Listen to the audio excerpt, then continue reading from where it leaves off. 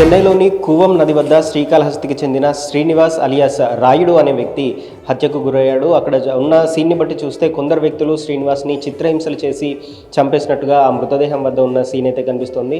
అయితే ఈ శ్రీనివాస్ని అక్కడ ఉన్న సీసీ ఫుటేజ్ని పరిశీలిస్తే ఒక 5గురు వ్యక్తులు శ్రీనివాస్ మృతదేహాన్ని అక్కడ తీసుకొచ్చి పడేసినట్టుగా కూడా సీసీ ఫుటేజ్ ద్వారా పోలీసులు గుర్తించారు. ఆ సీసీ ఫుటేజ్ ఆధారంగా దర్యాప్తు చేపట్టి శ్రీకాళహస్తికి చెందిన చంద్రబాబుతో పాటు 5గురు వ్యక్తులను ప్రస్తుతానికి పోలీసులు అరెస్ట్ చేశారు. ఈ చంద్రబాబు ఎవరైతే ఉన్నారో శ్రీకాళహస్తి జనసేన పార్టీ ఇన్ఛార్జ్ వినూత భర్తే ఈ చంద్రబాబు.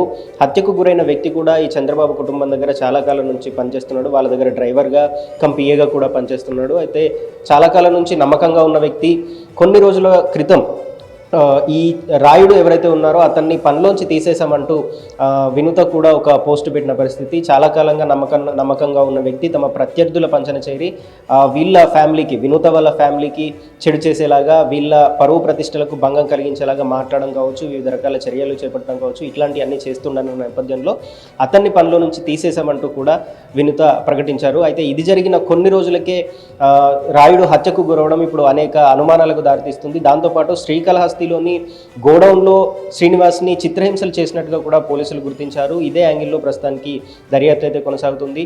చంద్రబాబుతో పాటు శివకుమార్, సదన్ అనే మరో 2 వ్యక్తులను కూడా ప్రస్తుతానికి అరెస్ట్ చేశారు. మిగిలిన వాళ్ళ పేర్లు అయితే ఇప్పటివరకు చెప్పలేదు. ఓవరాల్గా దీంట్లో ఇప్పటివరకు 5 మందిని అరెస్ట్ చేసినట్టుగా పోలీసులు చెప్తూ ఉన్నారు. దీనికి సంబంధించి ఆర్థిక లావాదేవీలే కారణమని ఒక టాక్ అయితే నడుస్తుంది. ఈ ఆర్థిక లావాదేవీల కారణంగానే హత్య జరిగినట్టుగా కూడా ప్రస్తుతానికి ప్రాథమికంగా పోలీసులు నిర్ధారించారు. అయితే దీనికి సంబంధించి ఏంటి రీజన్స్ అనేది ప్రస్తుతానికి దర్యాప్తు కొనసాగుతుంది. దీని వెనుక రాజకీయ కారణాలు ఏవైనా ఉన్నాయా, లేదంటే వివాహేతర సంబంధాలకు సంబంధించిన కారణాలు ఏమైనా ఉన్నాయా అనే దాని గురించి కూడా దర్యాప్తు చేస్తున్నారు.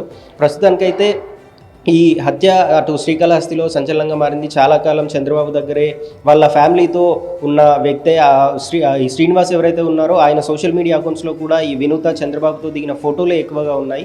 చాలా కాలం నుంచి ఒక ఇంట్లో వ్యక్తిగా ఉన్న పర్సన్, వాళ్ళ దగ్గరే నమ్మకంగా పనిచేసిన పర్సన్, వాళ్ళ దగ్గర పని మానేసిన కొన్ని రోజులకే ఇప్పుడు శవమై కనిపించడంతో ఖచ్చితంగా ఈ హత్య వెనుక వీళ్ళే ఉన్నారు, హత్యకు గల కారణాలు ఏంటి అని తెలుసుకునే దర్యాప్తు కొనసాగుతుంది.